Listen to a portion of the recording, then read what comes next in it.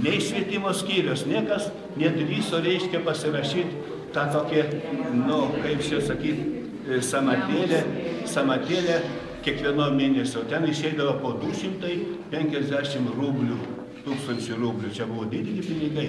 Tai vat noriu pasakyti, kad mūsų dabartinis meras tada dirbo miesto meru. Ir turėjo truputėlį pinigų. Ir irgi mūsų, reiškia, išgelbėjo, kad mes padarėm salėm, pamatysit, visiškai nebloga. Čia ir foje, ir aplamai.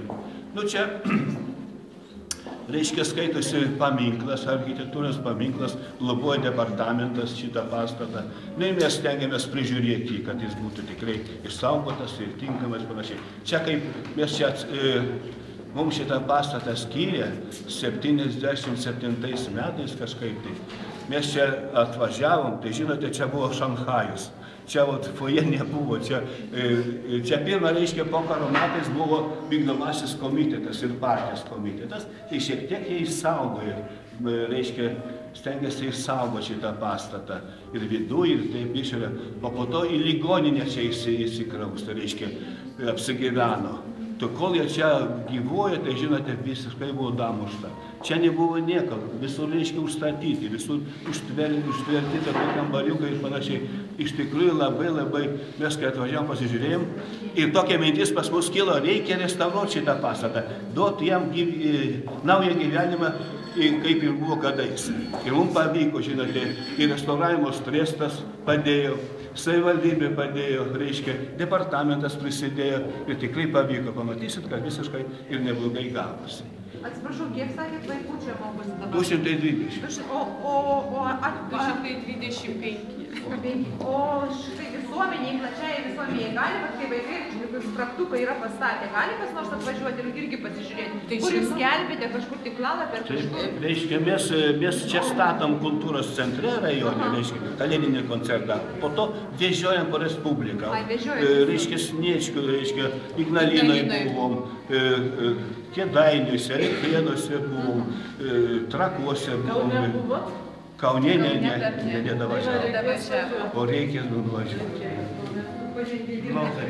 Tai vienu žodžiu, skaitom, kad mokykla tikrai nebloga ir atitinka kaip kultūrinis ir muzikinis centras rajone. Ir metodinis, ir praktikinis. O gal kažkokių žymesnių mokinių turit, kur jau visi plačiai ir profesionalai, kokie gal išaugę? Aplamai reiškia, kas baigė, iš mūsų labai daug baigė mokinių ir daug iš jų tęsia studijas toliau. Jau mokyklose dirba pas mus. Pirmiausiai, kad pas mus labai daug mokinių baigusių dirba čia mokykloje kaip mokytojai. Mūsų mokiniai, kai labai gerai dirba, labai sėkmingai dirba, rodo rezultatai, o dabar šitą fortepijono mokytoją Stanulėnį. Mūsų Radevičiai gyvena, Sabliuką, kur sukūrė ir jie dabar komponavo Šok su manimi ar kokiam tam. Taip, kaip ten Sabliukas pamiršau. Mūsų moksleiviai akomponuoja, reiškia, foną muzikinį suduoda šitai laidai. Kol kas kompozitorių neturim, bet turėsim. Bet auga kompozitorius yra. Jūra Šėdytė pas mus mokosi kompozicijoje, Čiurlionio menų mokykloje, tai mes taip tikimės, kad jinai iš tikrųjų tokia yra gabi.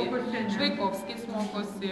Šėdytė jau reiškia rašo. Bet Respublikoje nedaug tokių rajonų, kur turi 3 muzikos mokyklas. O mūsų Šalčininkuose, Eišiškėse ir Jašiūnuose. Kaimo vietovė irgi turim muzikos mokyklą. Turim laureatų daug. Bet jos yra kaip filialai ar... Ne, atskiros mokyklos. Kas liečia, reiškia, moksleivių, turim labai daug laureatų. Dvariono konkursų, akordeonistų, švento, pučiamųjų. Kiekvienas skyrius turi savo laureatus. Tarptautinių konkursų. Mokinukė, kurie dalyvavo Italijoje, irgi tarptautinėme ir tapo laureatė. Tai turime iš kiekvieno skyrius. Labai gražus yra ir dideli kolektyvai, kurie dalyvauja įvairiuose festivaliuose, koncertuose, konkursuose. Ypatingai džiaugiamės